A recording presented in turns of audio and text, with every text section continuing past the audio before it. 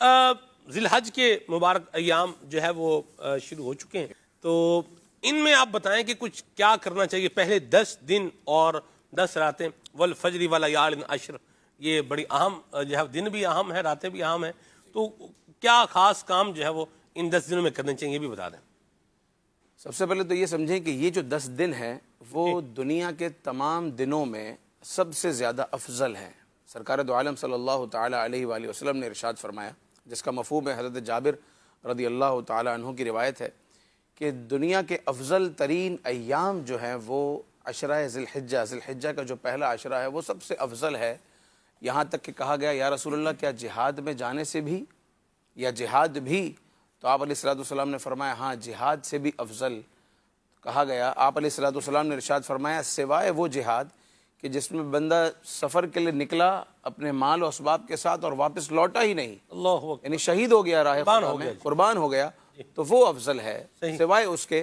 ورنہ ان ایام میں نیکیاں کرنا، ان ایام میں اللہ تبارک و تعالیٰ کا ذکر کرنا، تکبیریں بلند کرنا، یہ افضل ہے۔ قرآن پاک میں جس طرح آپ نے آیت کی تلاوت کی والفجر ولیال عشر، اور ایک اور جگہ انہیں ایام معلومات کہا گیا ہے، وَيَذْكُرُ اسْمَ اللَّهِ، اللہ تبارک و تعالیٰ کے دنوں کو یاد کرنے کا کہا گیا، اللہ تعالیٰ کے نام لیے جائیں کہاں؟ فی ایام معلومات، جو ایام معلومات ہیں یعنی خاص دن ہیں۔ ان خاص دنوں میں ایسا کیا ہے کہ اگر آپ دیکھیں گے تو اس عشرے میں ام العبادات جمع ہیں، اہم ترین عبادتیں جمع ہیں جو پورے سال میں نہیں ہیں۔ رمضان المبارک میں روزہ ہے، نماز ہے، زکوٰۃ آپ دیتے ہیں، لیکن حج نہیں ہے۔ ان ایام میں ان 10 دنوں میں کیا ہے؟ ان 10 دنوں میں نماز بھی ہے، روزہ بھی آپ رکھتے ہیں، یوم عرفہ کا روزہ، یوم عرفہ کا روزہ رکھیں تو 1 سال کے پچھلے گناہ معاف، پچھلے 1 سال کے گناہ معاف اور اگلے 1 سال کے گناہ معاف۔ اللہ اکبر۔ اسی طریقے سے آپ آ جائیے کہ صدقہ و خیرات، قربانی آپ خرچ کرتے ہیں، راہ خدا میں قربانی اللہ کی بارگاہ میں پیش کرتے ہیں، اور حج بھی ان ایام میں ہے۔ تو یہ وہ عشرہ ہے کہ جس میں ام العبادات یعنی اہم ترین عبادتیں جمع ہیں۔ یہاں تک کہ علماء نے لکھا کہ اگر اس عشرے کی صرف ایک فضیلت ہونا کہ اس میں یوم عرفہ ہے تو یہ ایک فضیلت ہی کافی ہے ان کے فضائل کے لیے، کیونکہ یوم عرفہ وہ مبارک دن ہے کہ ان دنوں میں حج کے لیے عشاقان رسول جمع ہوتے ہیں، مقام عرفہ میں ہوتے ہیں، عرفات کے میدان میں ہوتے ہیں، اور وہاں وعدہ کیا ہے کہ جو یہاں آ گیا وہ یہ یقین رکھے کہ مغفرت یافتہ ہو کر لوٹے گا۔ پورے سال میں ایسا کوئی دن، ایسا کوئی مقام نہیں ہے کہ جہاں یہ کہا گیا ہو کہ جو یہاں اس دن آ گیا وہ مغفرت یافتہ ہو کر لوٹے گا، سوائے یوم عرفہ کے۔ اور جو نہیں جا سکا وہ روزہ رکھے، پچھلے 1 سال کے گناہ معاف اور اگلے 1 سال کے گناہ معاف۔ تو ان ایام میں کیا کرنا چاہیے جو آپ کا سوال تھا، سب سے پہلے تو یہ کہ ان ایام کا استقبال 3 چیزوں سے کیا جائے۔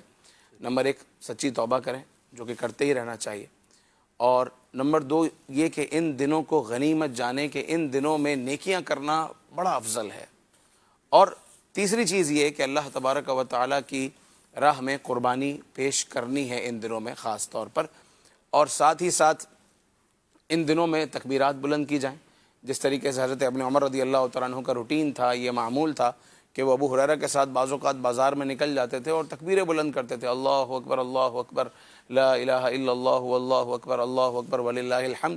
تو ان ایام میں تکبیریں بلند کی جائیں۔ جب ایام تشریق آئیں گے تو وہاں تو وجوب ہوگا، واجب ہوگا، جو عید کے دنوں میں 5 دن ہوتے ہیں، عید کے 3 دن نامی کی جو ہے وہ نامی ذی الحج کی فجر سے لے کر 13ویں کی عصر تک، تو یہ تو ایام میں تو واجب ہے، لیکن اس کے علاوہ پورے عشرے میں بھی ان پورے 10 دنوں میں تکبیریں کہی جائیں۔ ابن عمر رضی اللہ تعالیٰ عنہ بستر پہ جاتے ہوئے بھی تکبیریں کہتے ہیں، بازار میں بھی تکبیر کہتے ہیں، لوگوں سے ملتے تو بھی تکبیریں بلند کرتے۔ اس کے ساتھ ساتھ روزے رکھے جائیں ان دنوں میں۔